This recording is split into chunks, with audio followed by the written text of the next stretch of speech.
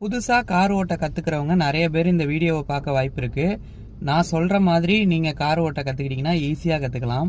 முதல் விஷயம் என்னன்னா, எல்லாருமே இப்ப ரோட்ல நீங்க பார்க்குற எல்லா டிரைவர்ஸுமே ஆரம்பத்துல ஓட்ட கத்துக்கிட்டு, அதாவது உங்களை மாதிரியே ஆரம்பிச்சு டிரைவர்ஸ் ஆனவங்க தான்.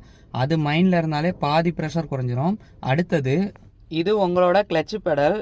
எப்போவுமே செருப்பை போட்டுட்டு இதை மிதிக்க வேண்டாம். எதனாலனா செப்பல் மாட்டிக்கிட்டு உங்களுக்கு ப்ராப்ளம் ஆக வாய்ப்பு இருக்குது. கிளட்சை நல்லா ஃபுல்லாக ப்ரெஸ் பண்ணணும்.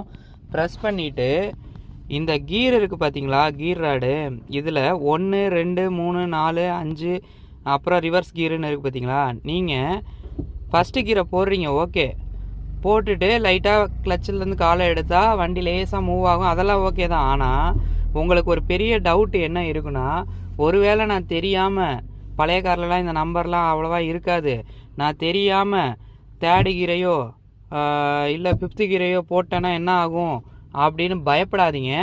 நீங்கள் ஃபஸ்ட்டு கீரை தவிர தேர்டு கீரெலாம் போட்டிங்கன்னா நீங்கள் கிளச்சிலேருந்து கால் எடுக்கும் போது வண்டி அப்படியே வேகமாலாம் போயிடாது, டப்புன்னு ஒரு எகிரி ஆஃப் ஆகிடும், அவ்வளோதான். அதுக்கெல்லாம் நீங்கள் பயப்படக்கூடாது. வண்டி என்ன இப்படி ஆஃப் ஆகிடுச்சு அப்படின்னு பயப்படக்கூடாது. இன்னொன்று, நீங்கள் கற்றுக்கிறப்ப ஒரு பெரிய கிரவுண்டுக்குள்ளே போய் தான் கற்றுக்கணும். சும்மா சாலையிலலாம் எடுத்து ஓட்டிடக்கூடாது.